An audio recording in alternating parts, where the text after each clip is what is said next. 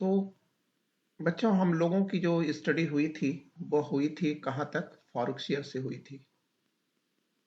Farooq share पर हम लोग आ गए थे और फारूक शेयर को हम लोगों ने काफी कुछ पढ़ लिया था और इनका सर, समय अग्नि तो मंदिर का बता दीजिए। जी। अग्नि मंदिर के बारे में बताने के लिए बोले थे। रिकॉर्ड कर रहा है मैटर, लास्ट में पूछ लीजिएगा, जी। याद रखें।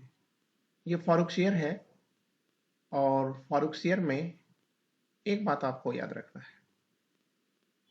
वो याद रखना है कि आपको हमने इसके पहले सब कुछ बता रखा था। अब हम आपको केवल मैग्ना कार्टा के बारे में बताएंगे कि फारूक शेयर ने अपने लाइफ में, अपने शासन काल में 2 मैग्ना कार्टा जारी किया था।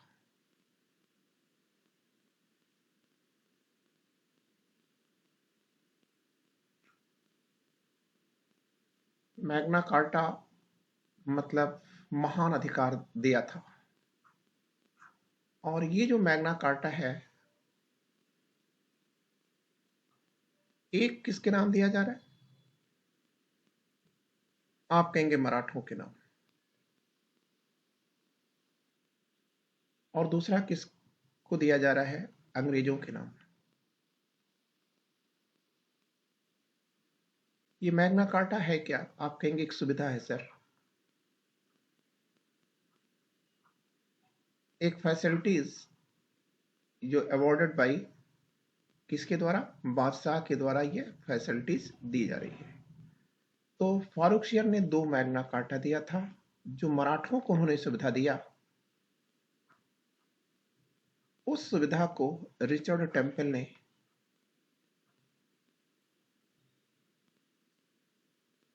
क्या नाम दिया था? Maratha Magna carta.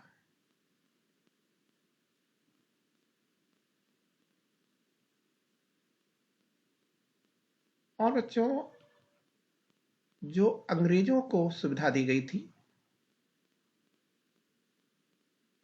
इसे ओर्म्स ने क्या नाम दिया? आप कहेंगे अंग्रेजी मैग्ना कार्टा या इंग्लिश मैग्ना कार्टा।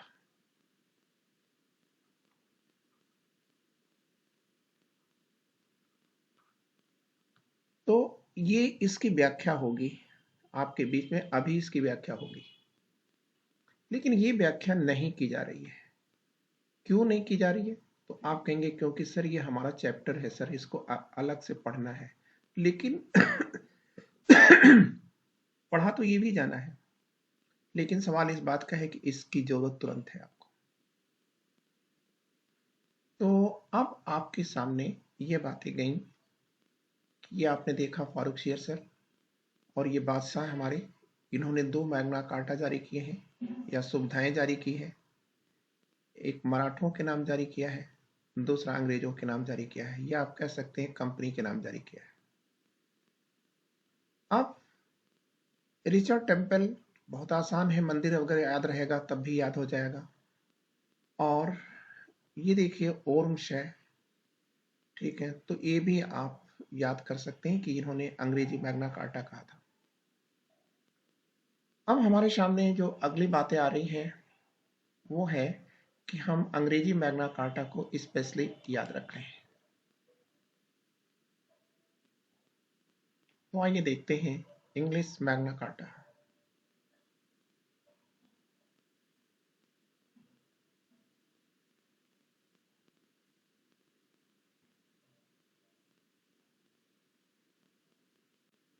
और ये अवॉर्डेड बाई किसके हैं?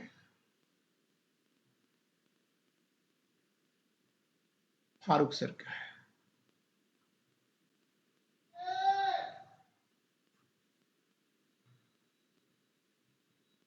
कर लीजिएगा पूरा। तो ये इंग्लिश मैग्ना कार्टा यह अवॉर्डेड है फारूक सियर द्वारा।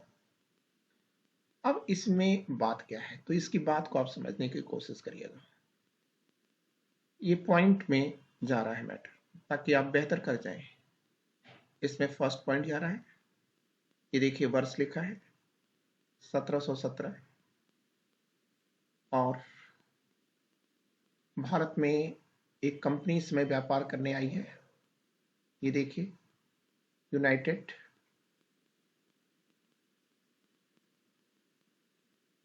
ईस्ट इंडिया कंपनी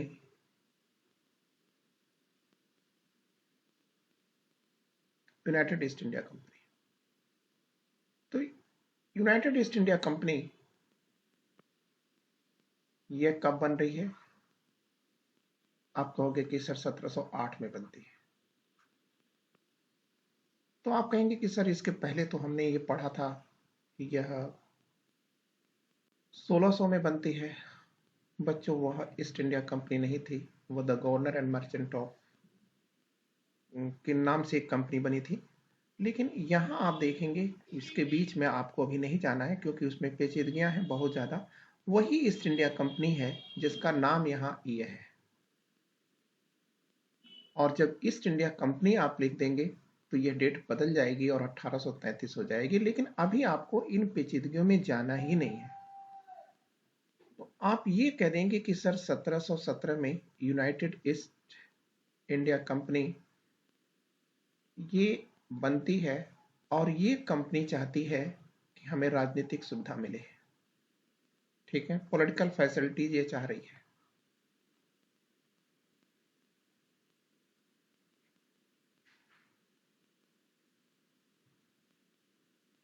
तो जब ये राजनीतिक सुविधा चाहती है तो एक मिशन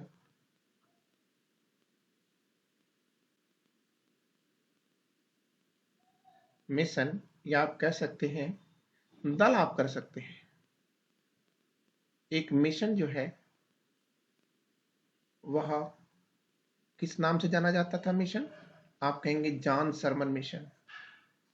जॉन शरमन यह मिशन है। एक बार पुनः आ जाइए। ये आपको इंग्लिश मैग्ना कार्टा हम आपको बताने जा रहे हैं। यह किसने डिलीवर्ड किया है? तो आप कहेंगे कि सर फारूकसियर ने दिया है। किसे दिया है? तो आप कहेंगे सर ये यूनाइटेड ईस्ट इंडिया कंपनी के नाम जारी किया गया है। और कब जारी किया गया है? तो ये वर्ष लिखा है 1717। इसको भी जरूरत नहीं थी, ये कंफ्यूज करेगा आपको। और ये राजनीतिक सुविधा है। यही राजनीतिक सुविधा प्राप्त करने के लिए ये आ रही है। तो ये जो मिशन गया है फारूकसियर के दरबार में, उसका नेता कौन है? तो आप कहोगे सर जॉन शरमन है। अब हमको ये चीजें याद रखना है, इसके सदस्य कौन कौन है। तो आइए आगे हम लोग देखते हैं कि शरमन मिशन के सदस्य, ये आपसे पूछा जाता है। तो ये देखिए शरमन आ गया। फिर ये देखिए मिशन आ गया। अब इसके जो मेंबर्स हैं वो मेंबर्स जा रहे हैं। तो जो इसके पहले मेंबर हैं वो कौन हैं? तो आप कहोगे कि सर स्टीफेंसन है।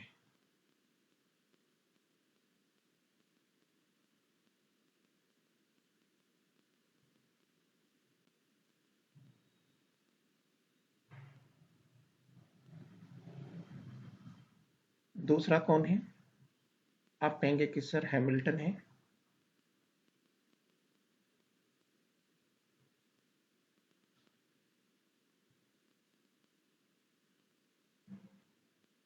हैमिल्टन।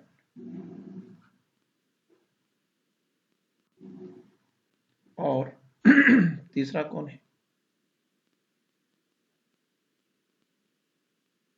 आप कहेंगे कि सर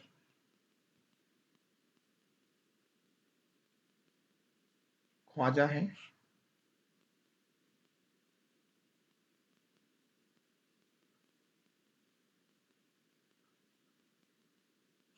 शेहुर्द।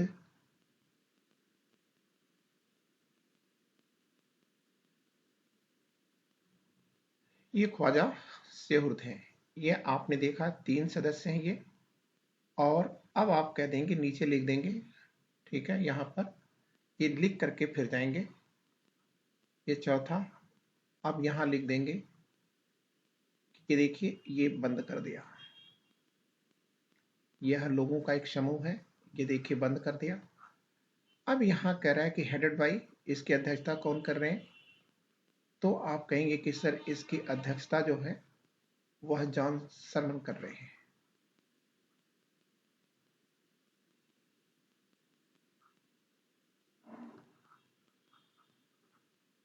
जॉन शर्मन कर रहे हैं। क्लियर? इसमें आपसे एक बात याद रखना है। वो क्या बात याद रखना है, ये देखिए, ये लिखा हुआ है हैमिल्टन, तो आप अलग से करेंगे इसको, वहां नहीं आप करेंगे कुछ, पहले इतना आप कर लीजिए।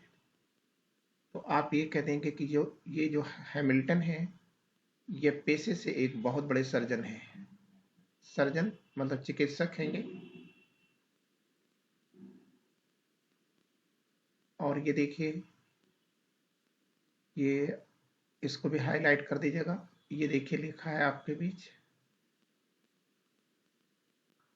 तो आप ये कह दीजिएगा सर ये आर्मेनिया के रहने वाले हैं, ये आर्मेनिया के हैं। निवासी कहाँ के हैं ये, सर ये ब्रिटेन के नहीं है, ये आर्मेनिया के हैं। और ये देखिए ख्वाजा लिखा हुआ है, मुसलमान है और आर्मेनिया के रहने वाले हैं। इनको यहाँ क्यों रख दिया गया, क्योंकि सर यह द्विभाषी थे, मतलब बाइलिंगुअल, मतलब इनको जानकारी थी, दो भाषाओं की जानकारी थी। ठीक है, तो एक भाषा तो अंग्रेजी ही है और दूसरी भाषा फारसी है। क्लियर हो गया? जब आपने इतनी बातें कर लिया, तो अब एक देखिए, फिर से देख लीजिए, ये सरमन है, सरमन मिशन है। 1717 में यह फारुखशियर के दरबार में जा रहा है। इसमें आप चाहे तो 4 सदस्य लिख सकते हैं या 3 सदस्य लिख करके आप कह सकते हैं कि इसकी अध्यक्षता कर रहे हैं जॉन सरमन। तो जो शेष सदस्य हैं वो स्टीफेंसन है, डजन मैटर, कोई मतलब नहीं है। हैमिल्टन को आपको याद रखना है और शेहोर्द को याद रखना है। तो आपने ये देखा कि इसका पेशा क्या है, सर्जन है, यह दो भाषाओं को जानते हैं। क्लियर? अच्छा, अब आगे हमारे सामने जो टॉपिक चलेगा वो क्या है, ये देखिए। देखिए, भारतीयों की एक खास बात होती है, भारतीय मिट्टी की खास बात होती है कि इसमें कुछ इमोशंस ज़्यादा होते हैं। तो अब यहाँ पर आपके मन में ये बात रहेगी, तो आप ये देखेंगे कि जो सर्जन है वो हैमिल्टन है ना, है मिल्टन। तो जब ये यहाँ फारुखशियर के दरबार में पहुंचते हैं तो पता चलता है कि फारुखशियर सर के हरम में, हरम मतलब उनकी बेगमें जहाँ रहती हैं, मतलब उनका प्राइवेट घर, तो इनके हरम में शायद इनकी किसी बेगम को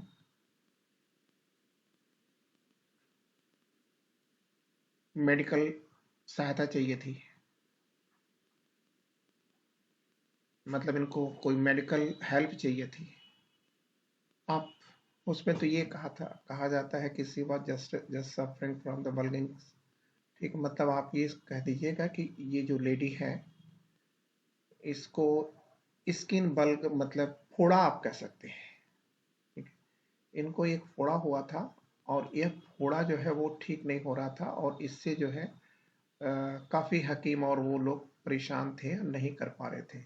लेकिन हैमिल्टन ने क्या किया कि उससे बहुत इजीली, ठीक है, क्योर कर दिया। तो जब क्योर हो गया तो ऐसी स्थिति में बादशाह फारुखशियर थोड़ा भावुक हो जाएंगे और फिर उन्होंने शर्मन मिशन को क्या दे दिया, कुछ सुविधाएं दे दिया।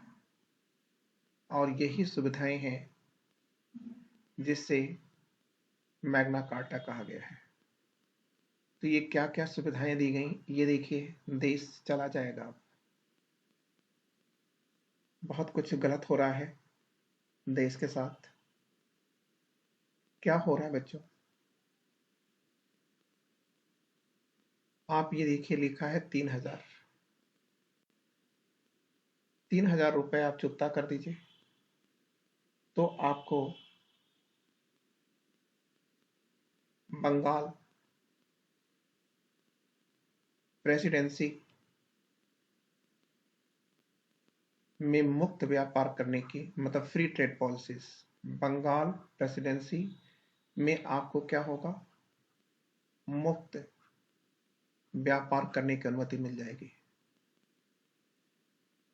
तो बंगाल प्रेसिडेंसी कहने का मतलब ये हो गया कि बंगाल तो एक ही है, बिहार भी होगा और उड़ीसा भी होगा। तो इतने जो स्थान हैं, यहां पर आपको टैक्स नहीं देना है, एक बार आपको चुका देना है 3,000 रुपये, बस। फिर एक बात जरा ये देखिए, क्या गजब हो गया। ये 10,000 लिखा है। 10,000 रुपये अगर आप चुका सकते हैं, तो ये देखिए, ओफो, ये देखिए कितना दुखद है। सूरत जो पोर्ट है, बंदरगाह है, यहां से आप फ्री ट्रेड कर सकते हैं, मतलब मुफ्त व्यापार कर सकते हैं। चलिए भाई, खैर यहां तक तो कवर भी हो सकता था, लेकिन यहां देखिए ये क्या हो गया। अंग्रेजों की जो बंबई टकसाल है, टकसाल, यहां से मुगल सिक्के जारी करने का अधिकार दे दिया गया, और इसी को आप कह सकते हैं कि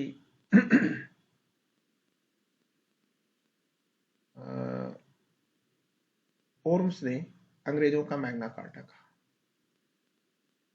तो आप इसे कर लें और देख लें, कहीं अगर कोई परेशानी हो रही है तो आप इसे शेयर कर सकते हैं।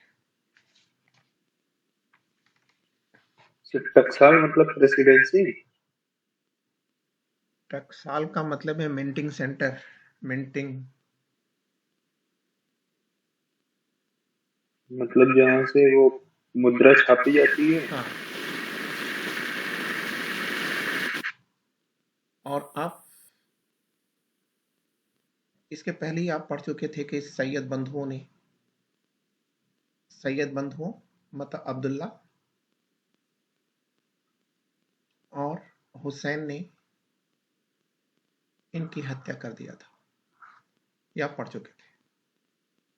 तो अब एक बात आती है कि फारूकसियर की हत्या सैयद बंधुओं ने कर दिया, कर क्या दिया, करवा दिया। तो जब फारूकसियर की हत्या हो गई थी, तो फारूकसियर के स्थान पर किसी अन्य को बादशाह बनाने की बात चल रही थी, कि किसी अन्य शहजादे को लाया जाए और उन्हें बादशाह बनाया जाए।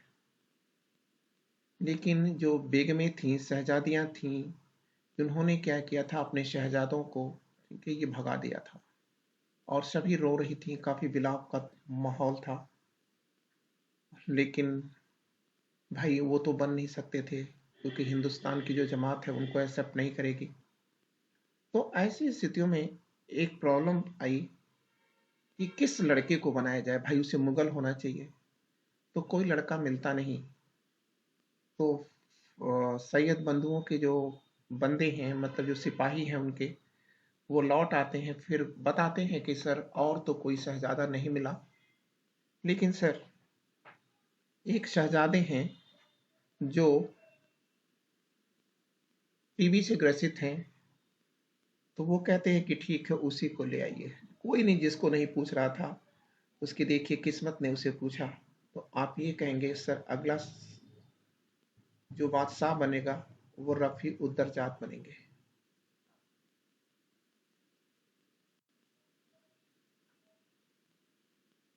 रफी उद्दरजात, तो रफी उद्दरजात का आप समय लिख लेंगे, 28 फरवरी से लेकर के और 4 जून कर देंगे।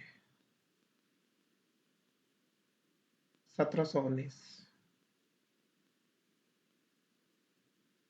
थोड़े दिन हैं, 3-4 महीने का शासन है रफी उदरजात का। और रफी उदरजात में एक बात याद रखिएगा कि ये ट्यूबरक्लोसिस से या टीबी से ग्रसित थे। यहां हम लिख देते हैं टीबी से ये ग्रसित है और इनको अबुल बरकत के नाम से हिंदुस्तान का बादशाह बनाया गया था।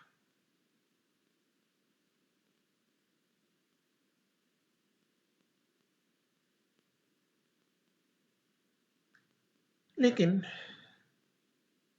एक बात याद रखिएगा कि जब इनको बादशाह बना दिया गया था तो उसी समय एक विद्रोह हो गया था।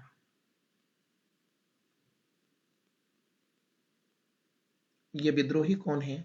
नेकू शेयर है।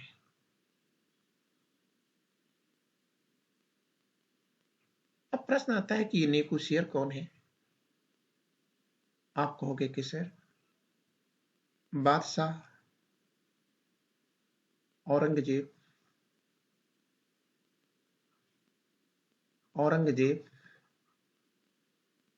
के बेटे थे अकबर।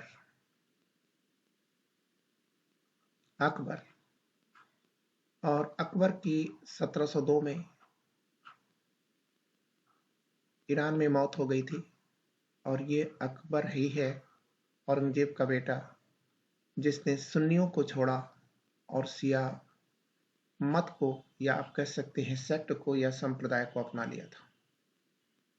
ये औरंगजेब है, औरंगजेब के बेटे अकबर, और अकबर का ही बेटा है नेकू share.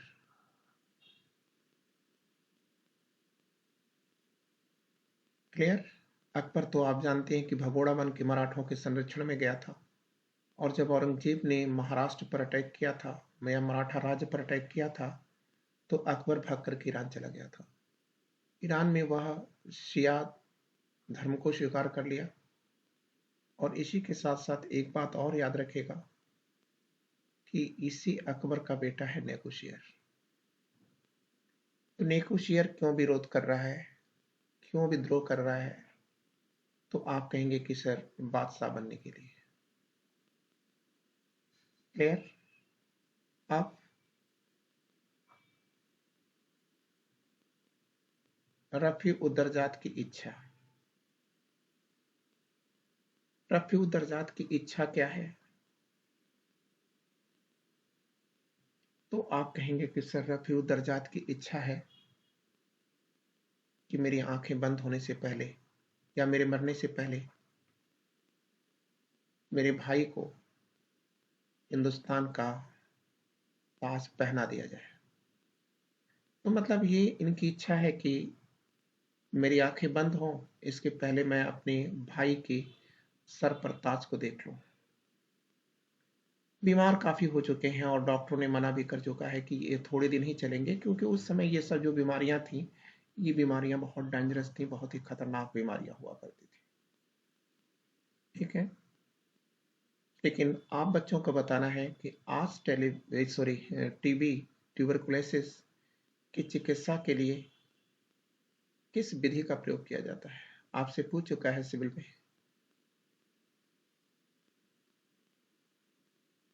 No boys, no girls.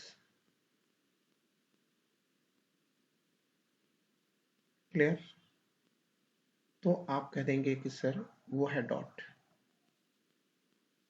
Direct observation treatment. ये मल्टी मेडिसिन का एक पैकेज है और ये सरकार इसको करती है, डॉट की व्यवस्था करती है। फिर से याद रखिएगा, डायरेक्ट ऑब्जर्वेशन ट्रीटमेंट। तो अब अगली बात हम लोग करेंगे, रफी उद्दौला सर की बात करेंगे। रफी उद्दौला, इसमें आपको बहुत ध्यान, मतलब बहुत परेशान होने की जरूरत नहीं है। बस इतना याद रखना है कि इनका समय जून से लेकर सितंबर तक है। तो आप याद रखिएगा रफ़ी-उद-दरजात की मौत हो चुकी होती है। 4 जून को रफ़ी-उद-दरजात की मौत हो चुकी है। अब रफ़ी-उद-दौला 4 जून को ये पावर में आ रहे हैं, लेकिन आप याद रखिएगा जो आपको यहाँ पर विशेष बात याद रखनी है, ये मैं पुनः अंग्रेजी में भी लिख दे रहा हूँ ताकि आपको भूले ना, परेशान होंगे तो आपको याद होगा।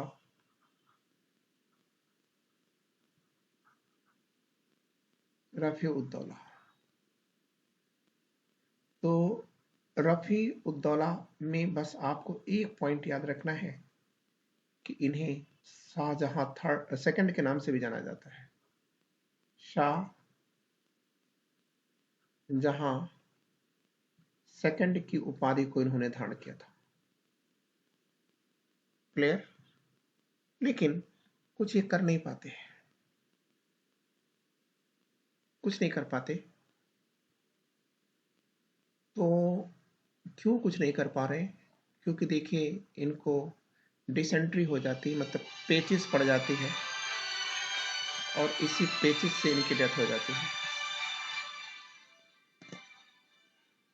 आप इतना लिख लें।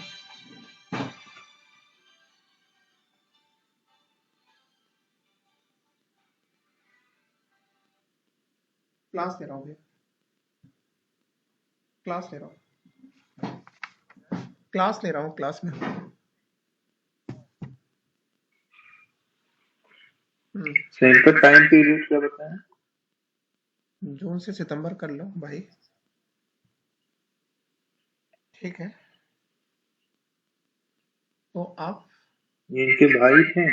जी, तो इनकी पेचिस से डेथ हो जाती है। किसकी? रफ़ी-उद-दौला की डेथ हो जाती है। तो अब अगला जो रूलर आएगा, शासक आएगा हिंदुस्तान का, वो हम लोग देखेंगे। लेकिन यहाँ आप याद रखिएगा थोड़ी सी बातें, या चलिए उसको लिख लेते हैं, नाम डाल देते हैं, फिर उसके बाद व्याख्या करते हैं। बच्चों अब जो हमारे सामने अगला टॉपिक आने जा रहे हैं वो है मोहम्मद शाह रंगीला, बादशाह।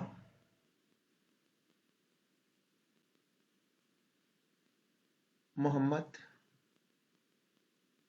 शाह रंगीला।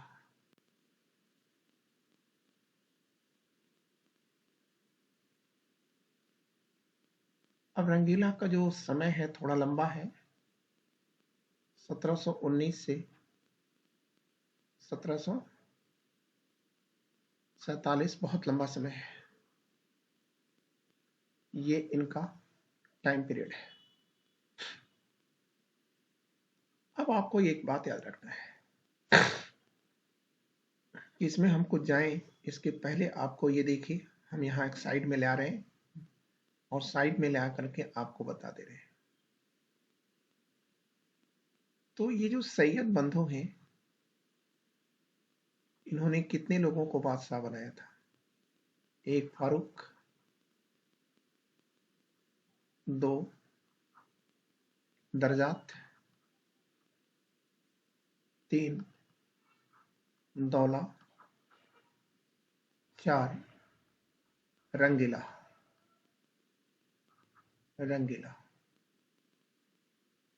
तो इन्होंने 4 बादशाह बनाए, तो इसीलिए सैयद बंधुओं को किंग मेकर कहा जाता है, राजा बनाने वाला कहा जाता है। क्लियर? तो बच्चों जब आपने इतनी बातें जान ली तो आपको एक बात करनी है कि ये मोहम्मद शाह रंगीला यह कौन है?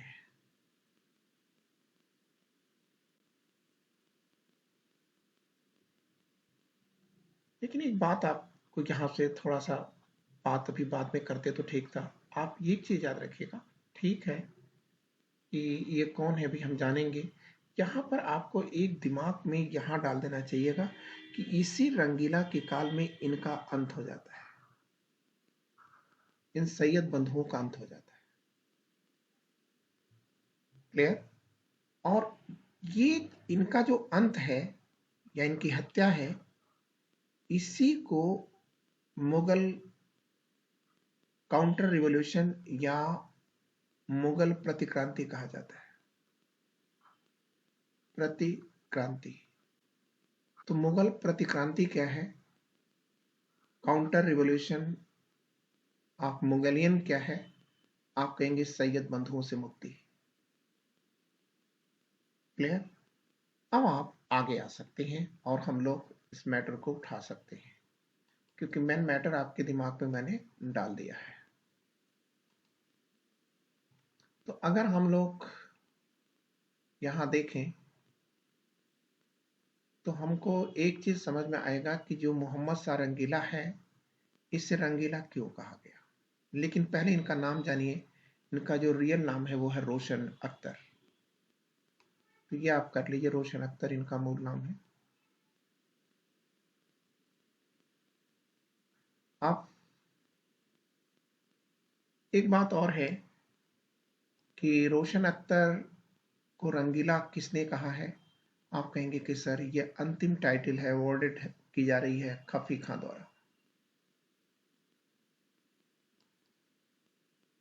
तो आइए, जब हम लोग इस चीजों को जान गए तो फिर आगे चलते हैं और आगे इनके बारे में मैटर को तलाशते हैं, क्या मैटर है।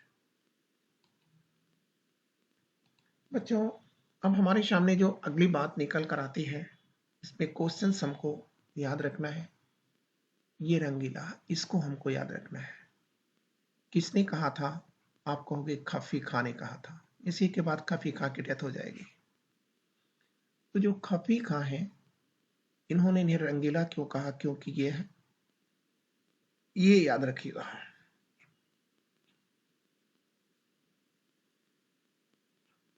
कथक के विशेषज्ञ। मतलब कथक क्या है, एक डांस है, उन्हीं के ये विशेषज्ञ हैं। ठीक है। एक बात और याद रखना है, वो ये है कि ये बंदे की कुछ कमियां हैं, और इन कमियों में जो सबसे बड़ी कमी है, और वो है एक लड़की है, रहमत उल निशा। निशा। अब ये रहमत उल निशा को इन्होंने कोको की उपाधि दिया था। कोको। और कोको का पूरा नाम है कोकू जियो। ठीक है। और हद है कि रंगीले की चाहत इस कदर बढ़ जाती है कोकू में कि ये कोकू या रहमत ये बड़े आसानी के साथ जो शाही राजकोष है उसमें गमन कर जाती है। बात को आप समझिएगा। रंगीला क्यों है, तो आप कहेंगे कि सर ये खुद में कथक के एक्सपर्ट हैं। उनकी एक चहेती हैं रहमत उल निशा, ये भी कथक की प्लेयर हैं, और बादशाह इनको प्यार से कोको कहते हैं। थर्ड बात यह है कि यही लड़की है जिसने राजकोष का ही गमन कर दिया था। लेकिन जो तीसरी बात आपको याद रखना है, चौथी बात याद रखना है, वो क्या है। आप कहोगे कि सर ये बहुत बड़े शराबी भी है।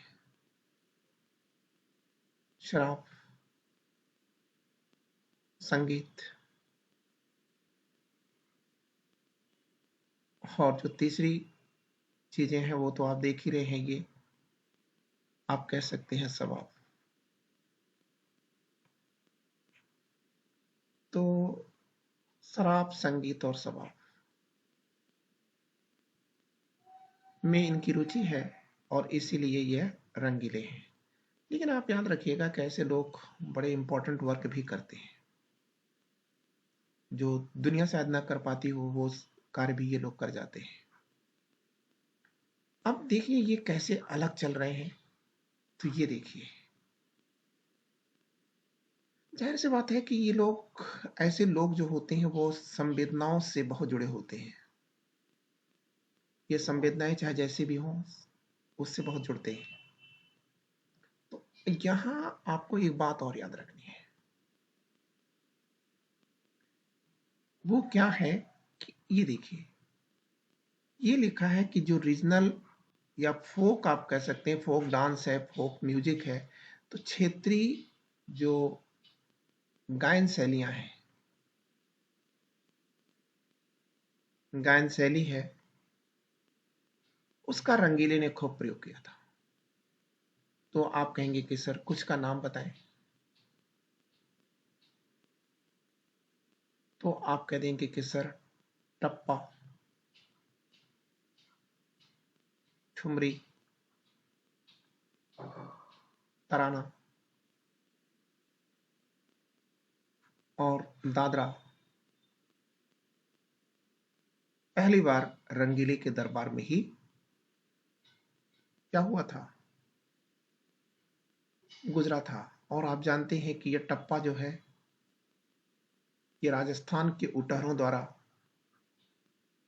उटहरों मतलब जो कैमल्स होते हैं, उनके जो पालते हैं उन लोगों का यह प्रसिद्ध गीत है। ये यहाँ आपने देखा कि जो क्षेत्रीय गायन शैली है, टप्पा, ठुमरी, तराना और दादरा, इसका प्रयोग पहली बार कहाँ हो रहा है, तो आप कहोगे कि सर बादशाह रंगीले के दरबार में आ रहा है। फिर एक पॉइंट आपको यहाँ और याद रखना है, बड़ी बात याद रखनी है, पहली बार हो रहा है तो आप कहेंगे उर्दू को दरबार की भाषा में बदला गया है, दरबार की भाषा में बदला गया। फिर यहीं पर इंपॉर्टेंट करके चलना है, उर्दू के विकास के लिए वली दक्कनी को, वली दक्कनी को दक्कन से बुलाया गया था। क्लियर हो गया? अब वली दक्कनी की भूमिका क्या है, आप कहेंगे रंगीले के दरबार में उर्दू का विकास करना। ये डेक्कन से हैं और ये देखिए लोकल संगीत है, ये इनके दरबार में खूब बजी है। अब एक पॉइंट हमारे सामने और आता है,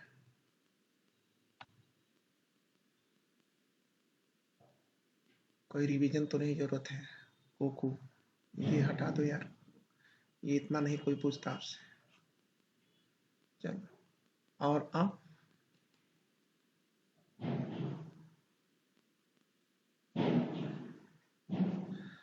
अगली जो बात हम आपसे करने जा रहे हैं बच्चों, वो ये है कि जो रंगीले सर हैं, इनका दरबारी कौन है। बहुत बड़ा नाम है दरबारी में। ये सब आप रंगीले का, अब तक हम कोई मैटर रंगीले का दे ही नहीं रहे, केवल इंपॉर्टेंट मैटर खींच खींच करके ला रहे हैं। रंगीले का दरबारी कौन है, तो आप कहोगे कि सर दो बड़े संगीतकार हैं, बाप बेटे हैं। एक है नेमिनाथ अदारंग, दूसरा है नेमिनाथ सदारंग। नेमिनाथ अदारंग और नेमिनाथ सदारंग, ये लोग बड़े संगीतकार हैं।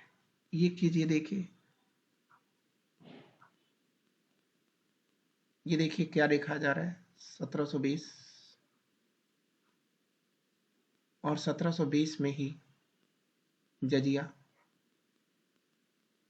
यह भारत से सदैव के लिए समाप्त कर दिया गया है, या अंतिम रूप से समाप्त कर दिया गया। ये देखिए, प्रतिक्रांति।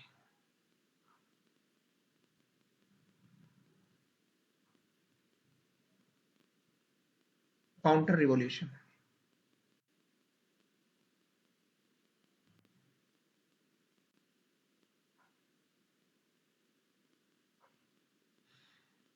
तो आपको ये मैटर लर्न करना है। अरे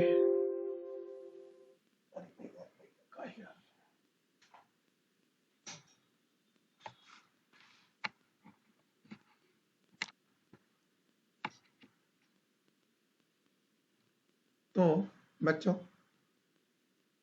ये आ गया काउंटर रिवॉल्यूशन, ये प्रतिक्रांति, ये मैटर आपको ध्यान देना है।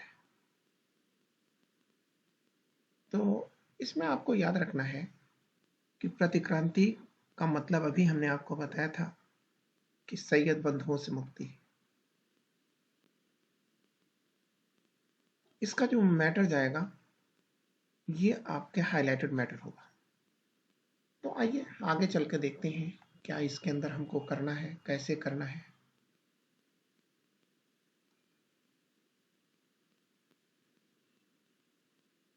बच्चों देखो, ये प्रतिक्रांति हम बताने जा रहे हैं। तो देखो, ये जो सैयद बंधु हैं, इन्हीं से मुक्ति ही प्रतिक्रांति है, काउंटर रिवॉल्यूशन है। तो एग्जैक्टली जो रंगीला है वह कुछ आप देख ही रहे हैं, इस मिजाज के आदमी हैं, ये स्वतंत्र मिजाज के आदमी हैं, ये नहीं चाहते कि इनके ऊपर कोई अंकुश रखे, और होना भी नहीं चाहिए। तो वैसे तो अंकुश बहुत ज़रूरी होता है, बहुत ही ज़रूरी होता है अंकुश, ठीक है।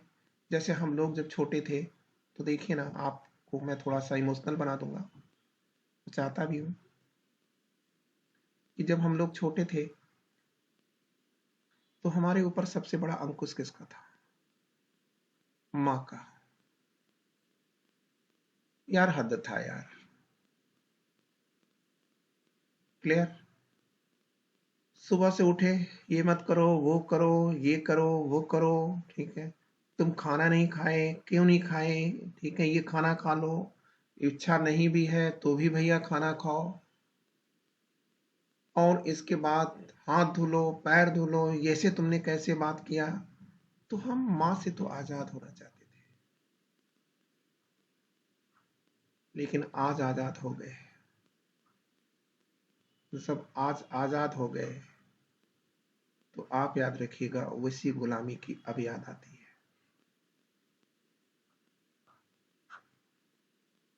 ठीक है, इसी गुलामी की अब याद आती है कि फिर से कोई लौटा देता मेरी उस गुलामी को, जिसमें मैं एक बार पुनः, जो भूल मैंने किया था अपनी जिंदगी में, वो भूल मैं माँ के सामने न कर पाता। तो आप याद रखिएगा, माँ की गुलामी, पिता की गुलामी, ये दूसरी बात हो गई, और यही चीज हम लोगों को बुरी लगती है। और आज अफसोस कि फिर से कोई गुलाम बनाने के लिए तैयार नहीं है। गुलामियां तो बहुत है। तो मेरे प्यारे बच्चों, आइए जरा देखिए ये कैसा गुलाम बनाना चाहता है। तो भी मैंने बताया ना कि भाई देखिए, गुलामी तो माँ की भी होती है, लेकिन टीचर की भी होती है, क्योंकि कहा जाता है कि गुण गुण सदैव गुलामी से आता है। तो हमने माँ की गुलामी किया है, मार खा खा करके गुलामी किया है। क्लियर? लेकिन तब हम एक सांचे में ढले थे। लेकिन यहां पर आप देखिए क्या हो रहा है। ये जो सैयद बंधु हैं, आइए जरा इनको देखते हैं। तो बच्चों देखो, सैयद जो बंधु है, इसमें एक अब्दुल्ला है,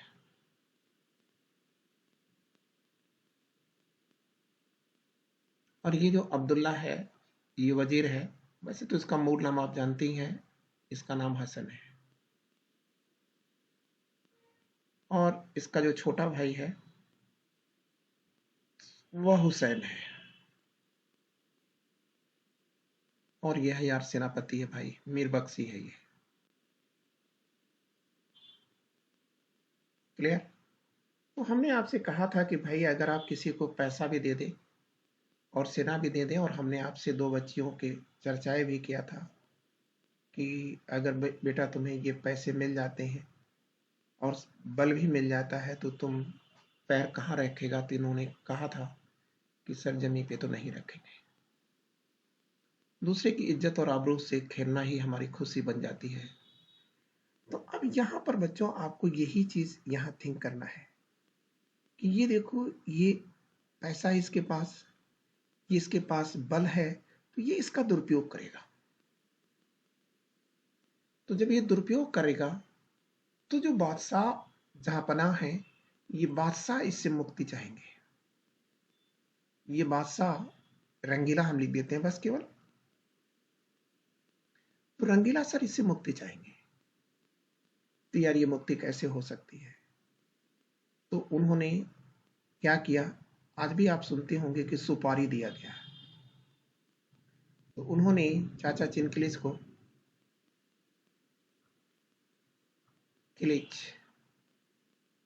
ये जिम्मेदारी दे दी गई, दे दिया कि चाचा आप इनको देख लीजिए, बहुत परेशान करते हैं।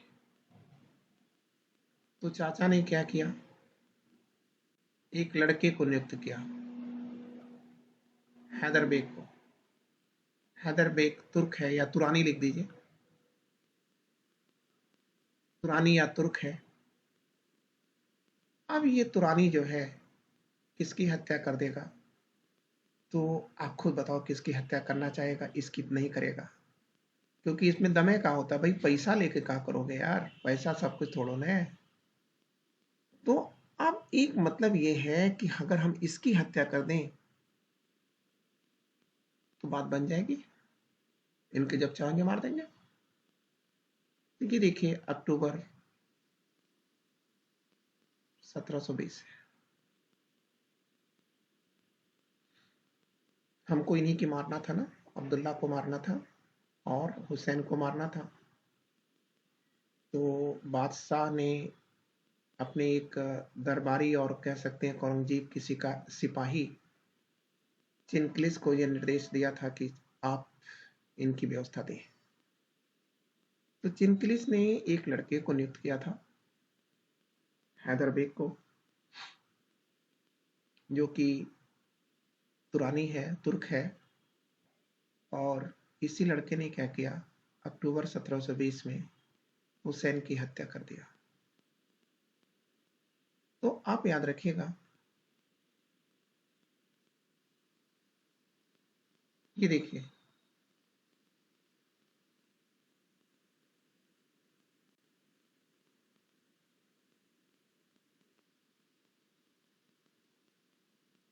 इतिहासकार अरविंद ये क्या बोल रहे हैं। इनका कहना है कि भारतीय करबले में, तो करबला तो आप जानते हैं ईरान में है ना यार, लेकिन यहां कह रहा है कि भारतीय है, भारतीय करबले में दूसरे, भारतीय करबले में दूसरे यजीद ने दूसरे हुसैन का कत्ल कर दिया है। ये याद रखिएगा, यजीद ने दूसरे की हत्या कर दिया। बस, भारत का करबला है सर, वो हुसैन नहीं है, वो हसन नहीं है, बल्कि यहां पर हसन और ये हुसैन ये भारतीय है। तो वही कह रहा है कि सर, और वहां पर भी करबले में भी जो ईरान का करबला है उसमें यजीद ही था जिसने वहां कत्ल किया था। तो वही कह रहा है कि ये दूसरा यजीद है साहब, कौन, हैदर बेग। हैदर बेग ये दूसरा यजीद है, दूसरे हुसैन की कत्ल कर रहा है। बस, अब तो यार इसको तो बहुत आसान है मारना, हसन को मारना बहुत आसान है। दिसंबर का महीना है, 1720 है, इसको कहा जाएगा तुम इसे पी लो, और ये जहर है। तो जहर देकर के इसको मार दिया गया। क्लियर? लेकिन आपने ये देखा कि ये सब कुछ तो हो गया सर, लेकिन आपने कर तो लिया, लेकिन एक बात याद रखिएगा कि गलत काम कभी सही आदमी से नहीं कराते हैं। याद रखिएगा, गलत काम कभी भी सही आदमी से नहीं कराया जाता। गलत काम सदैव गलत आदमी से ही होना चाहिए। तो अब यहां पर देखिए, मुगल साम्राज्य का विघटन, साम्राज्य, डाउनफॉल ऑफ मुगलियन डायनेस्टी, तो मुगल साम्राज्य का पतन। अब देखिए कैसे पतन शुरू हो रहा है। तो बच्चों, एक नाम याद रखना, ये देखो क्या लिखा जा रहा है, ये है 1722 एडी में। कौन है? अवध है,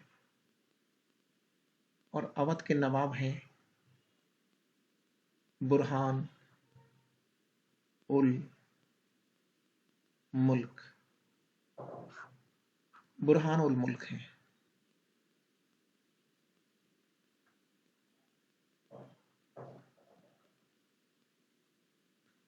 ये बुरहान उल मुल्क हैं, और इन्होंने अवध की आजादी की घोषणा कर दिया। ले आओ, गया। ठीक है, अब एक पॉइंट तो ये गया, आपसे हाथ से निकल रहा है सर। सेकंड चीज आपको याद रखना है, 1724। बच्चों, ये नाम था चिनकिलिस का। चिनकिलिस का नाम है। ये चिनकिलिस ये जाते हैं हैदराबाद,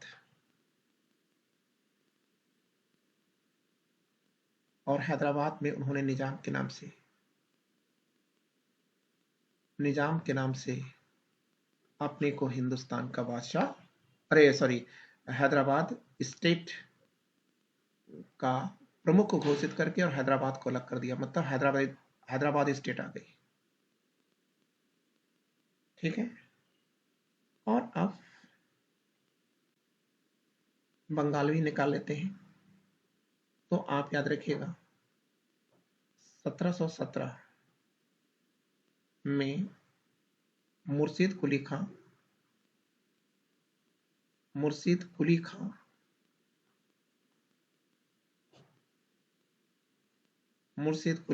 इसमें बच्चों एक चीज याद रखना, क्वेश्चन पूछ देता है इसमें ब्राह्मण कौन है, यही है। तो मुर्शिद कुली खां की एक खास बात है, इसने क्या किया, केंद्र से अपना संबंध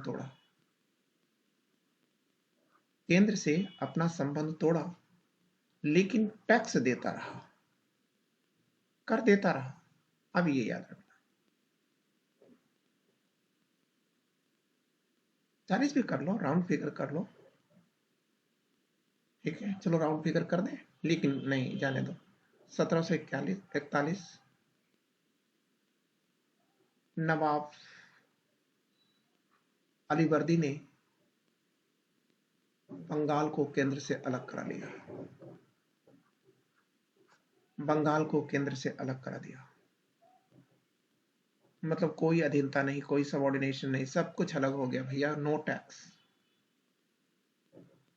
तो आप देख रहे हैं कि ये मुगल साम्राज्य अब ये कमजोर पड़ रहा है। वो अलग की बात है कि ये दोस्त बने रहेंगे।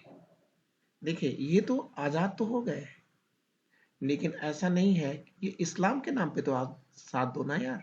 तो इस्लाम के नाम पर ये साथ देते रहेंगे, लेकिन वैसे तो ये फ्री है। क्लियर? अब अगली बात हमारे सामने क्या होगा, तो जाहिर सी बात है कि कमजोरी दिख जाएगी आपकी। आप बताइए, आपको खुद नहीं लग रहा है कि मुगल साम्राज्य कमजोर हो रहा है? तो बच्चों, ये मुगल साम्राज्य कमजोर हो रहा है। तो देखो, मुगल साम्राज्य की इसी कमजोरी का फायदा उठाएंगे मराठा।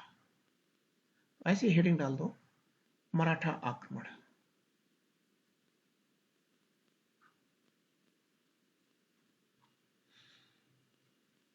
मराठा आक्रमण, तो ये देखो क्या लिखा गया है,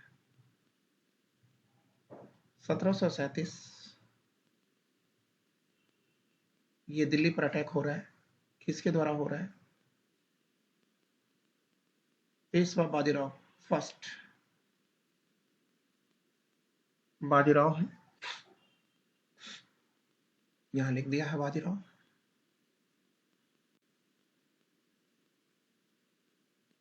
बाजीराव फर्स्ट। तो ये 1737 में आत्मा कर रहे हैं। यार हद हो गई, केवल 500 घुड़सवारों के साथ। और 500 घुड़सवारों के साथ ये अटैक कर रहा है यार। और जहां पर बादशाह के पास लाखों की फौज खड़ी है, और वहां पर ये अटैक कर रहा है, और बादशाह रंगीला को उसकी हर शर्तें मानने के लिए विवश होना पड़ रहा है। फिर से बात देखिए बच्चों, मराठों का आक्रमण 1737 में हो रहा है। मराठों का नेता कौन है? बाजीराव फर्स्ट है। और जब ये बाजीराव फर्स्ट मराठों के नेता हैं, तो ये जो अटैक कर रहे हैं वो केवल 500 हॉर्स राइडर्स हैं। और रंगीला की लाखों की फौज, रंगीला की जो लाखों की फौज है, 2.5 से 3 लाख स्टैंडिंग आर्मी थी इसके पास। अब ये जो है यहां आत्मसमर्पण कर जाता है, और बाजीराव फर्स्ट से कहता है कि सर आप मालवा ले जाइए।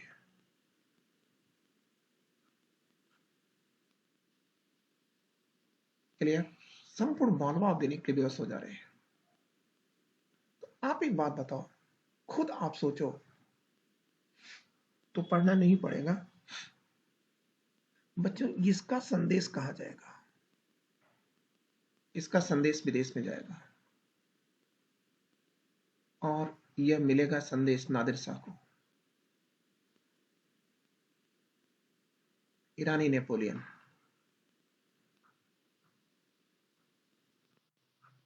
नेपोलियन है ये ईरान का। किसने कहा? स्मिथ ने।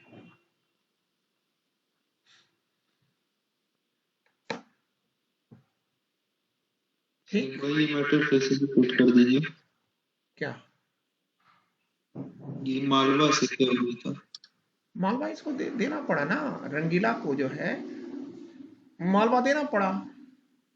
भाई आप हार गए, ठीक है, तो जब हार गए तो आपको समझौता तो करना ही पड़ेगा ना भाई। आप जैसा वो चाहेंगे वैसा तो आपको करना ही पड़ेगा, ठीक है। तो आप, इन्होंने मालवा दे दिया, वो अलग की बात है कि अभी सर्टिफिकेट नहीं मिलेगा, कंफर्म नहीं मिलेगा, वो बाद में कंफर्म हो जाएगा, ठीक है। लेकिन यहां आप जरा देखिए, ये जो बादशाह की हार है, ये इससे बड़ी हार क्या हो सकती है? तब इसका संदेश, बादशाह की हार का संदेश, ये ईरान में पहुंच रहा है। ईरान का जो शासक है वो है नादिर शाह। नादिर शाह को ईरानी नेपोलियन कहा जाता है। अब यहां देखिए सेकंड पॉइंट, आप हेडिंग डाल दीजिएगा, करनाल का युद्ध। ठीक है, करनाल का युद्ध।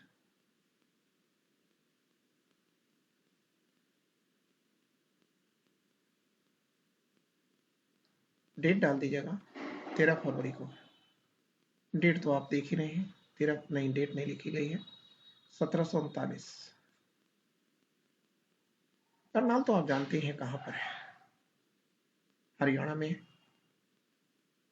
आप इस युद्ध का परिणाम क्या होगा? रंगीला हार गए थे, रंगीला हार गए थे, मतलब मुगल हारे थे। और जब मुगल हारे तो निजाम को, वही निजाम जो चिनकलिस था, निजाम को शांति दूत बनाकर भेजा गया था। शांति दूत बना करके नादिर शाह के दरबार में भेजा गया था। सर करनाल का युद्ध किनके किनके बीच होता है? एक तो जहां पना है रंगीला है, और दूसरी तरफ नादिर शाह है। ठीक है, इनकी फौजों के बीच होता है। अब ये देखिए, इस युद्ध का परिणाम आपने देखा कि रंगीला हार गए। तो जब रंगीला हार गए हैं तो यहीं से निजाम को शांति दूत बना करके भेजा जा रहा है। किसके पास? नादिर शाह के पास। ठीक है, तो खैर नादिर शाह ने इनको सम्मान दिया और कहा, बस एक प्रश्न पूछ दिया कि चाचा जान, आप ये बताइए, आप जैसे इतने बड़े बड़े जो वॉरियर्स हैं, वीर हैं, ठीक है, एक्सपर्ट हैं, वॉर एक्सपर्टेंसी है आपके पास, लेकिन इतने के बावजूद भी केवल 500 घुड़सवारों ने आप लोगों को आत्मसमर्पण करने के लिए कैसे विवश कर दिया? भाई ठीक है, हम तो शांति कर लेते हैं, ठीक, हम यहां से लौट जाते हैं, ठीक है, 50 लाख रुपए भी तुम देने को कह रहे हो तो हम 50 लाख रुपए भी ले लेंगे और चले जाते हैं, ठीक है, 20 लाख तो तुम अभी दे ही दो, उसके बाद हम लोग चले जाएंगे लेकर के। लेकिन चाचा हमको आप एक बात बताओ ना कि चाचा आप जैसे लोगों की होने के बावजूद आखिर केवल 500 मराठे आपकी लाखों की जो फौज है उसको कैसे जीत गए? इतनी बड़ी मास मतलब आबादी है, उस आबादी के बीच से वो चीरते हुए चले आए और आप कुछ नहीं कर पाए। शर्म है, शर्म है। तो लाख, अगर एक ही लाख की बात आप कर लो और 500, ठीक है, तो कहां उड़ेगा? 500 तो ऐसे फूक दोगे, 500 की नोट रख लो, एक गड्डी 1 लाख की नोट रख लो और वहीं 500 रुपया की नोट रख दो, ऐसे फूक दोगे तो उड़ जाएगी नोटियां। तो ये फूक मारने से लोग उड़ जाते, लेकिन क्यों हार गए चाचा जान? तो उसने कहा, बेटा जी, एग्जैक्टली दरबार में गुटबंदी है, दरबार में गुटबंदी है, और इसी गुटबंदी का सीधा लाभ मराठों ने उठाया है। ठीक है, गुटबंदी है चाचा जी। कैसी गुटबंदी है? सर, एक जो सुन्नी है और एक शिया है सर। तो ये सुन्नी सर ना, ये बड़े गंदे लोग हैं सर। कौन कह रहा है? चाचा कह रहे हैं, क्योंकि ये मराठों को साथ देते हैं सर। हद है यार। तो अब तो इसको समझने में देर नहीं लगी ना, समझ गया कि मार दें क्या इन सबों को। और जब वो इतनी बात जाना तो उसने अवध के जो नवाब हैं, बुरहानुल मुल्क, अभी आपने पढ़ा था 2 मिनट पहले ही, उनसे पूछा कि भाई देखो, हमने ये 20 लाख पे समझौता कर लिया, 20 लाख हमें तुरंत मिल जाएगा। अब ये देखो, ये सिया है बुरहान,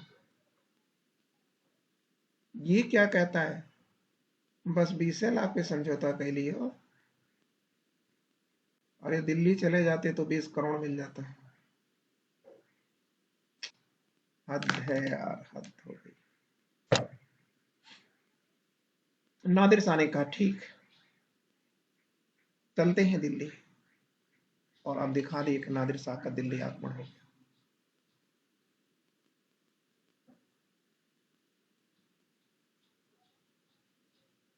ठीक, बस यहां एक पॉइंट कर लीजिए,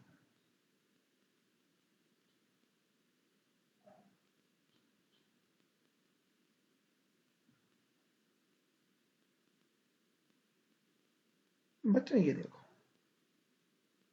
नादिर शाह दिल्ली आते हैं, 57 दिन तक दिल्ली को लूटते हैं, और इस लूट के बाद उनको मिलता है 2 करोड़। और क्या मिलता है? आप कहोगे कि सर तख्त ए ताउस,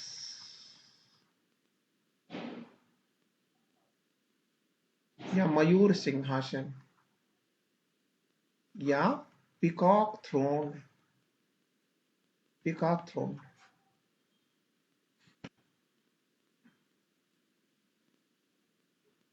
क्लियर ना?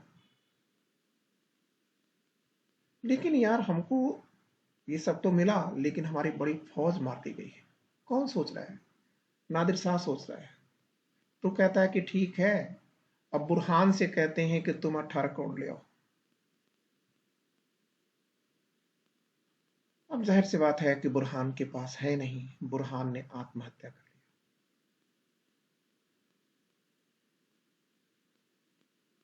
अब बच्चों, ये था आपका मैटर। अब अगला मैटर आपके बीच में जाना होगा। ये देखिए, रंगीले के काल का अंतिम आक्रमण।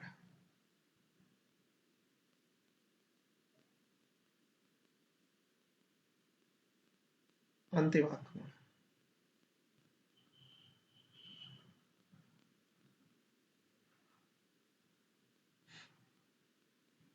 किसका है? अहमद शाह अब्दाली का है।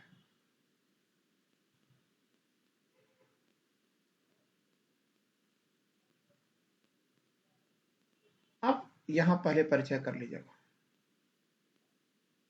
अहमद शाह अब्दाली कौन है? नादिर शाह का सेनापति है। का सेनापति है, और नादिर शाह की हत्या कर दी गई है 47 में।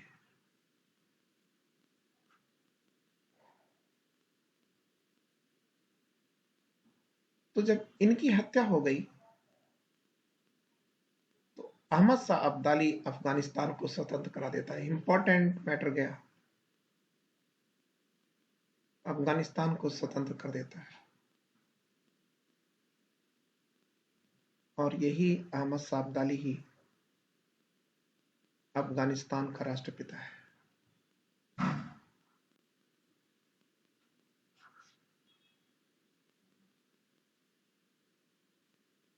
आप या राष्ट्रपिता अगर ना पूछे तो ये पूछ सकता है कि अफगानिस्तान की स्वतंत्रता का जन्मदाता कौन है? अहमद शाह अब्दाली। तो अब ये देखिए, ये भी कर दीजिएगा। सर एक बार फिर से रिपीट कर दीजिए ये मैटर। ये देखिए, अहमद शाह अब्दाली है। अहमद शाह अब्दाली कौन है? नादिर शाह का सेनापति था। 47 में नादिर शाह की डेथ हो गई। तो इसने क्या किया?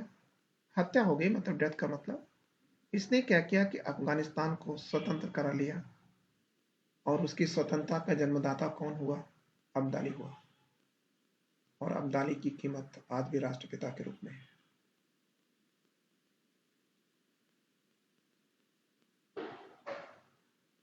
आप हमको अगले चलना है, आगे चलना है मैटर को लेकर। तो आप याद रखिएगा कि अब्दाली का मैटर हम लोग बाद में देखेंगे, लेकिन अभी हमको इतना याद रखना है, अब्दाली शॉर्ट में कर दिया है। क्यों किया शॉर्ट में? उसके पीछे एक लॉजिक है। अब्दाली शॉर्ट में हो गया, इनका सामना कर रहे हैं शहजादा अहमद शाह।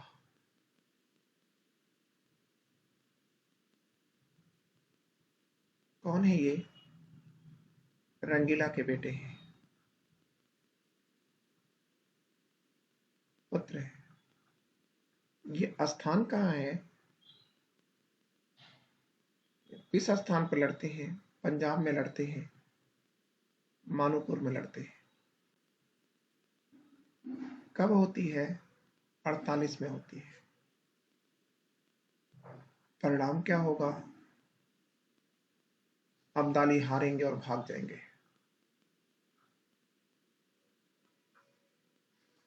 हारे। और इधर आप देखेंगे कि आंखें बंद हो चुकी हैं किसी रंगीला सर की।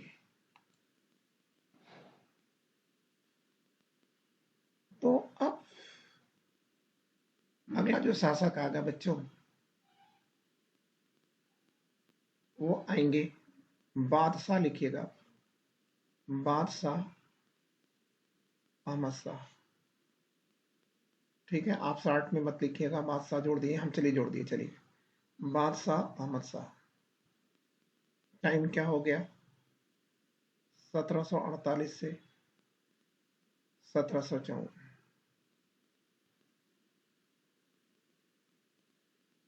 क्लियर बच्चों? माँ कौन है इनकी? ऊधमबाई है।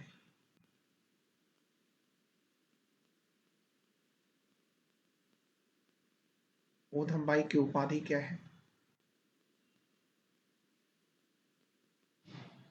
केवला लिबान है।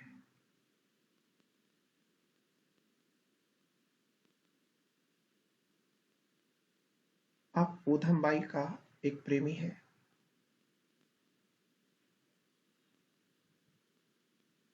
वो कौन है प्रेमी? जावेद। जावेद क्या है? हिजड़ा है।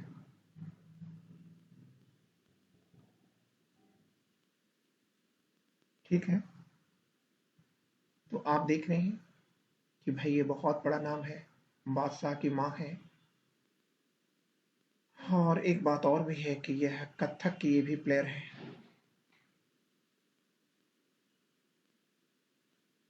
किबला लिवान जैसी इनके पास बहुत बड़ी उपाधि है, लेकिन ये देखिए एक हिजड़े से ये मोहब्बत करती है। तो जाहिर सी बात है कि यह जावेद को कोई बहुत बड़ी उपाधि दिलवा देंगे, और वो है नवाब बहादुर। नवाब बहादुर।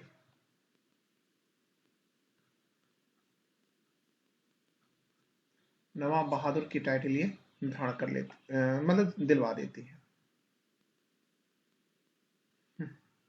देखिए,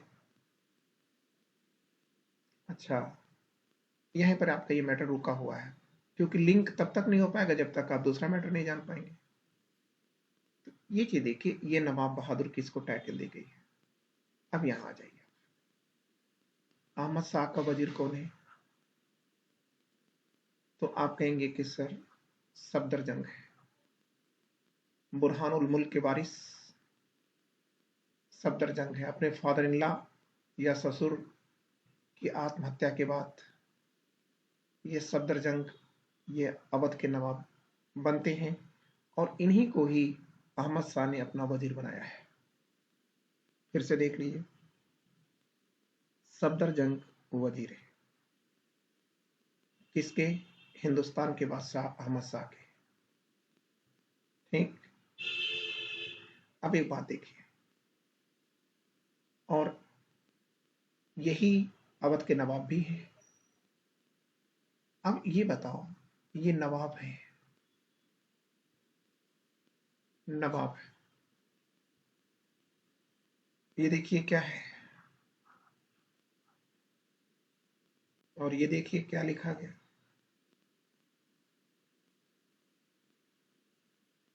ये देखिए क्या लिखा गया। इसका तो मतलब ये हुआ कि जितने भी नवाब हैं, ठीक है, उन नवाबों का नवाब ये है। तो कुछ अपमानित सा महसूस होगा, होगा कि नहीं? तो ये सफदरजंग ने क्या किया? आंख बंद करी और जावेद चले गए, मतलब ये मार दिए गए। अब हत्या का आरोप किसके ऊपर लगा? सफदरजंग पर लगे जाएगा। तो सफदरजंग ये इस्तीफा दे करके और अवध चले गए।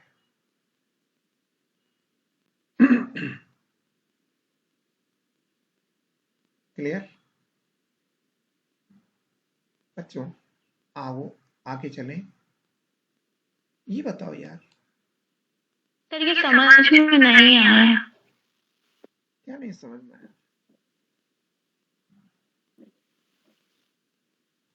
बोलिए क्या नहीं समझ में आया?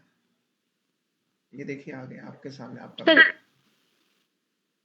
वीडियो। जी बोलिए क्या नहीं समझ में आया? ये अहमद शाह लिखा है, 48 से जी 74। ये कथक, मतलब इनकी जो माँ है उधम बाई है, ये कथक की प्लेयर है। ये किसी जी से मोहब्बत करती हैं और वो मोहब्बत ये किससे कर रही हैं? जावेद से कर रही हैं। जावेद एक हिजड़ा है।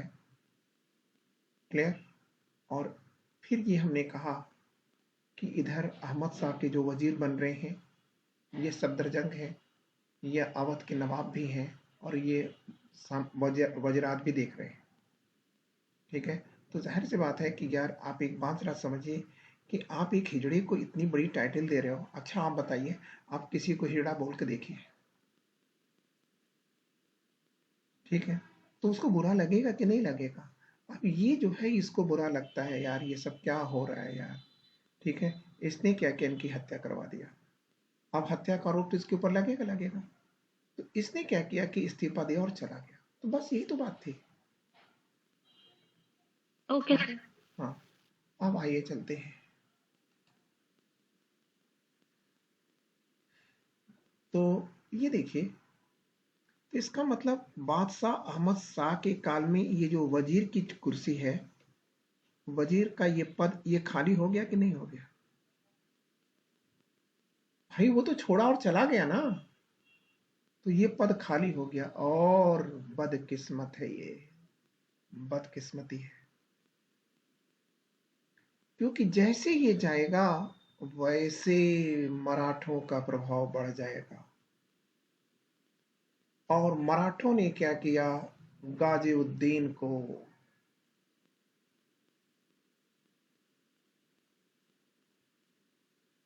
या इमाद उल मुल्क को क्या कर दिया? वजीर बनवा लिया।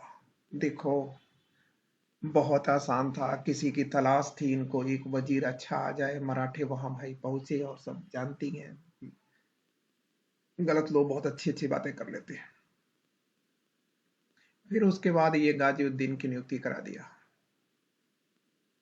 और गाजिउद्दीन की जैसे ही वजीर के पद पर नियुक्ति हुई, तो आप बताइए, आप अनुग्रहित हुए कि नहीं हुए? ओबलाइज्ड हैं कि नहीं आप किसके प्रति? मराठों के प्रति है ना?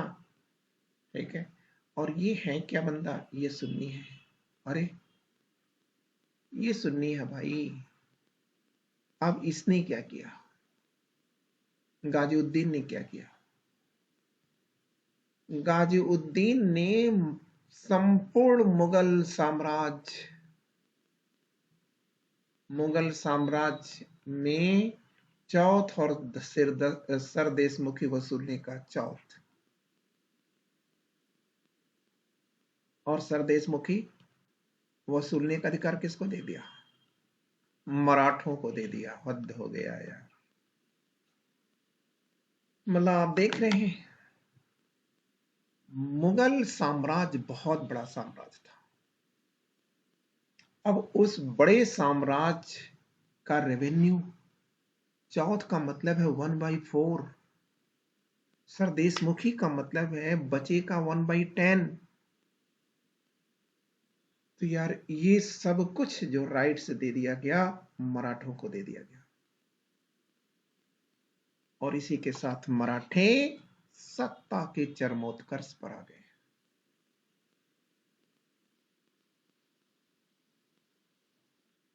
देखा, थोड़ी सी भूल कहां से कहां पहुंच गई। अब क्या होगा? इसका प्रभाव क्या होगा? मराठों की दखलंदाजी, ये आ गया, मराठों का प्रभुत्व हो गया। कहां पर? मुगल दरबार में। और जैसे ही मराठों का प्रभुत्व होगा, वैसे ही दरबार दो भागों में बट जाएगा। ठीक है, ये देखिए, एक सुन्नी गुट होगा, एक शिया गुट होगा। तो ये जो सुन्नी गुट है, यह इसका और इसका है बंदों का। ठीक है। और ये जो सिया गुट है, इसका नेता है अब्दुल नजीब।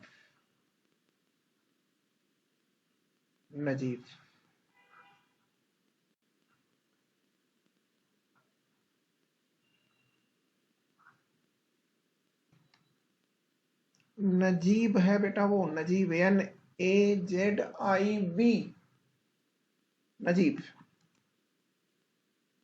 हो गया। तो अब परिणाम क्या होगा यार? ये लोग अच्छी तरह से जानते हैं कि यार हम इनसे लड़ नहीं पाएंगे।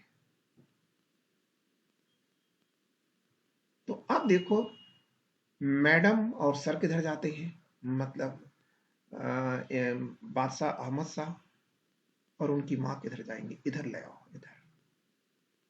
बादशाह भी इधर आ गए, इब्लालीवान भी आ गए इधर। ये सब सियाह हैं, अब सत्ता में जो है सियाहों का वर्चस्व आया, तो इधर आ गए बादशाह, इधर इनकी मम्मी भी है, और इधर देख रहे हैं गाजीउद्दीन और मराठे। अब देखिए, गाजीउद्दीन ने किसको? बादशाह अहमद शाह की दोनों आंखें निकलवा दिया। ऐसे कर लिए, ऐसे मत कर दिए। गाजीउद्दीन ने बादशाह को सलीमगढ़ के किले में कैद करा लिया,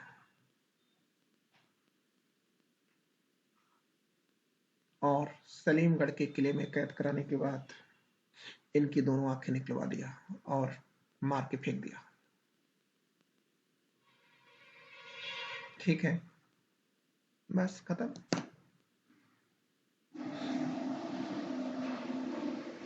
तो बादशाह होते कैसे इसको मतलब गिरफ्तार करा लिया? अरे भाई, वो वजीर है यार, प्रधानमंत्री चाहेगा तो राष्ट्रपति को गिरफ्तार नहीं करा देगा। तो आगे चलिए, आलमगीर सेकंड और वर्तमान का गृह मंत्री अगर चाहे तो प्रधानमंत्री को गिरफ्तार करा देगा, क्योंकि सेना उसी के पास होती है, फौज, अरे सिविल फौज उसी के पास होती है, मतलब पुलिस उसी के पास होती है। तो आप देखिए आलमगीर सेकंड,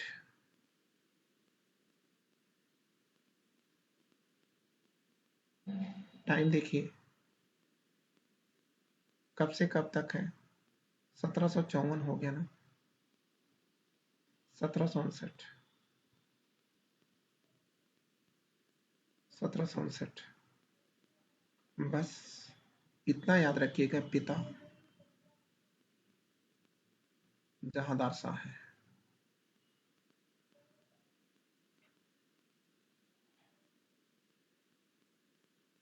बस इनके वजीर कौन है? गाजीउद्दीन है।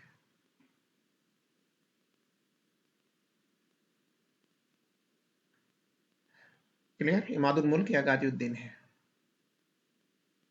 लेकिन अब जरा देखिए कि शुरू में तो आलमगीर डरते रहे, किससे? गाजीउद्दीन से। लेकिन बाद में आलमगीर अपने पूर्वज या अहमद शाह की मौत का बदला लेना चाहते थे। क्लियर? भेद खुल गया। अब जब भेद खुल गया तो आप कहेंगे कि गाजीउद्दीन ने आलमगीर की हत्या करा करके और हुमायूं के मकबरे में दफन करवा दिया। इतनी चुपचाप हत्याएं हो जाती थी कि लोग जानते भी नहीं थे यार। इनकी हत्या करा दिया और इनकी भी आंखें निकाली गई थी पहले, मतलब तड़पा तड़पा के मारा गया था। और इसके बाद इनको क्या किया गया था कि एग्जैक्टली ऐसा था ना कि इनको किले की दीवार से ही एक लपेट करके फेंक दिया गया था। इतनी बुरी मौत थी। और आप याद रखिएगा कि अगले जो शासक हैं वो हैं शाहजहां थर्ड।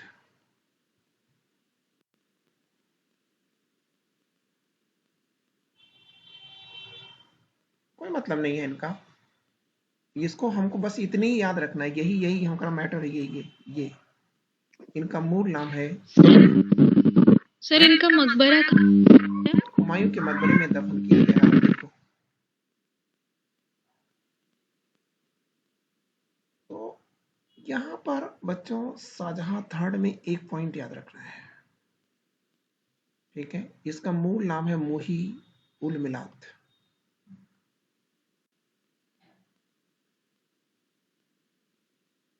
कौन है ये? औरंगजेब का पोता है, ठीक है। पोता नहीं है, देखो औरंगजेब का बेटा है कामबख्श। कामबख्श कामबख्श का बेटा है मुही उल सुन्नत। मुही उल सुन्नत और मुही उल सुन्नत का बेटा है मुही उल मिलात, मतलब पोते का बेटा मुही उल सुन्नत। तो खैर इतना मतलब नहीं है आपके लिए, बस इतना याद रखना है सर। जी। सर आलमगीर सेकंड के काल में ही प्लासी का युद्ध लड़ा गया था। वो सब कर लो, लिख लो, 1757 आएगा बीच में तो कर लेना। अब्दाली का आक्रमण भी होता था इसके शासनकाल में। हाँ हाँ होता है, अभी बताएंगे ना सब। तो बच्चों अब आओ, आप एक चीज बताओ, ये यहां पर एक पॉइंट याद रखना है, ऐसे लिख देना, मराठा सरदार। मराठा सरदार अप्पाजी जादव। जादव ने शाहजहां थर्ड को हटा करके उसकी हत्या करवा दी। हत्या करवा दिया शाहजहां थर्ड को, ये हत्या करवा दिया। और उसके बाद अगले शासक आ रहे हैं शाह आलम सेकंड।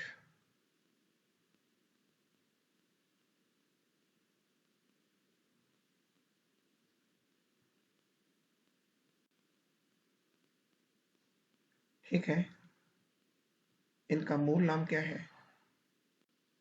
इसका मूल नाम क्या है यार? अली गौहर है।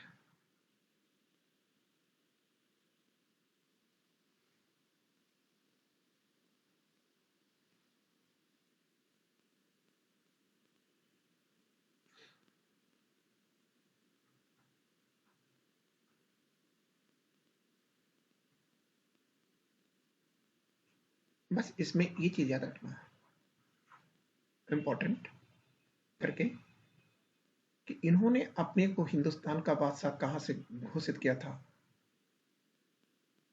तो आप कह देंगे सर इलाहाबाद के किले से।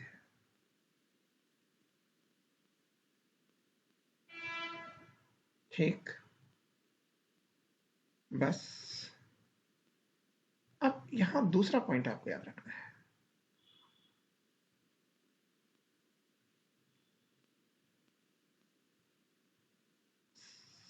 1764 होना चाहिए था, 1764। Shah Alam second Buxar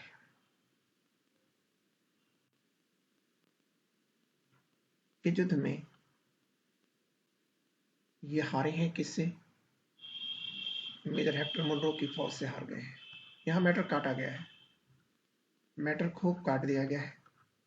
major Hector Munro की फौज से ये लोग हारे हैं थर्ड 1765 इलाहाबाद संधि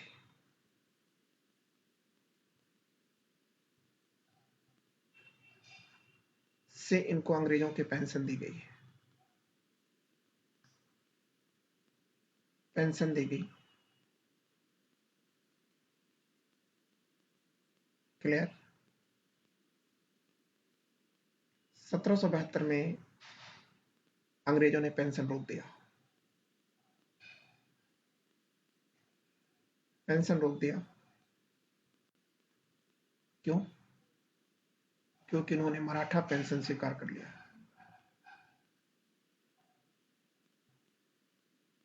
मराठा पेंशन स्वीकार कर लिया, बस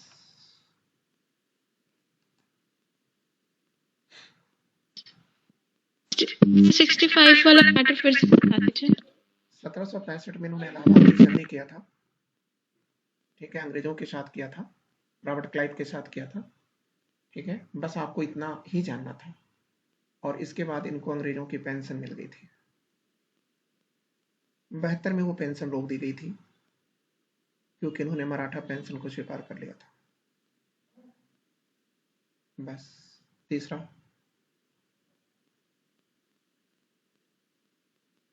1773 में इन्हीं के काल में बोस्टन टी पार्टी की घटना, बोस्टन चाय या टी पार्टी की घटना बोस्टन में हुई थी और वहां भारतीय चाय को अटलांटिक सागर में फेंक दिया गया था। 3, 4,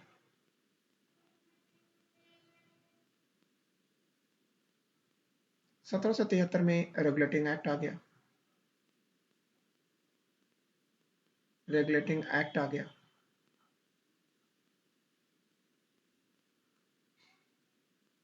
और ब्रिटिश संसद ने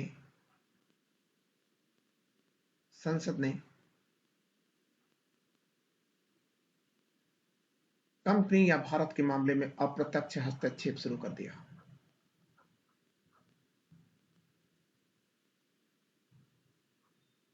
की प्रकरण क्या है हम्म? सर? बोस्टन टी प्रकरण क्या है सर? एक जहाज लद करके जा रही थी, भारत से गई थी, चाय लेकर गई थी, और जब वो बोस्टन में पहुंचती है तो वहां पर अमेरिका की आज़ादी की लड़ाई चल रही थी, मतलब शुरू होने वाली थी, ठीक है। तो लोगों ने क्या किया कि इस जहाज पर चढ़ गए थे और सारी चाय को उठा करके उन्होंने, ठीक है, उत्तरी अटलांटिक सागर में छोड़ दिया। अगर आप यूएस का मैप देखेंगे तो यूएस का मैप आपका याद आया सर, याद आया, आपने पॉलिटी क्लास में बताया था सर, याद आ गया जी। तो आप 5th पॉइंट में आप याद रखेंगे, ये डेट याद रखेंगे, 1788, और एक बड़ा नाम आएगा, गाजीउद्दीन का बेटा है अब्दुल कादिर। अब्दुल कादिर, और यही अब्दुल कादिर लाल किले में प्रवेश करता है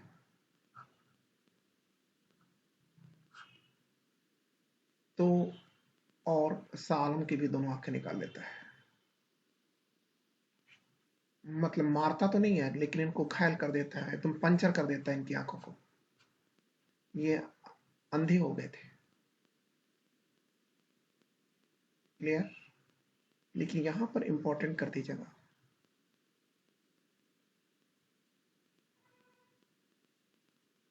कि बादशाह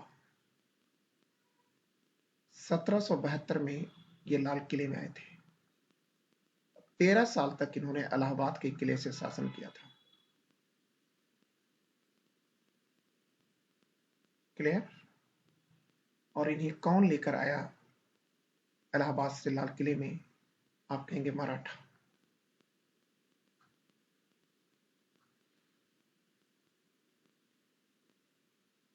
आगे